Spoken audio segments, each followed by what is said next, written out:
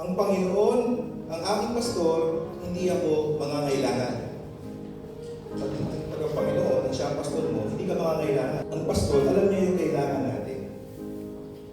Alam na alam ng pastor yung kailangan natin. Sino po sa inyo ang walang mangangailangan? Meron po ba rito? Nagsabi ako, okay na ako. Wala na akong pangangailangan sa buhay. Okay na yung buhay ko. Maganda na yung buhay ko.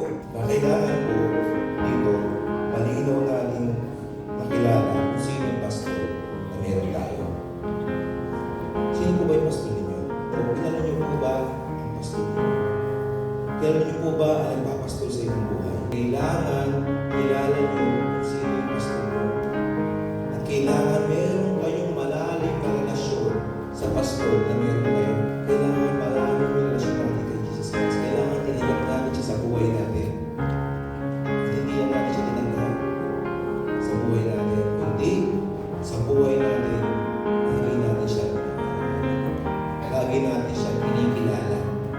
Lumalago tayo sa kanya. Kaya napakahalaga po na maging malalim yung relasyon natin sa Diyos. Mahalaga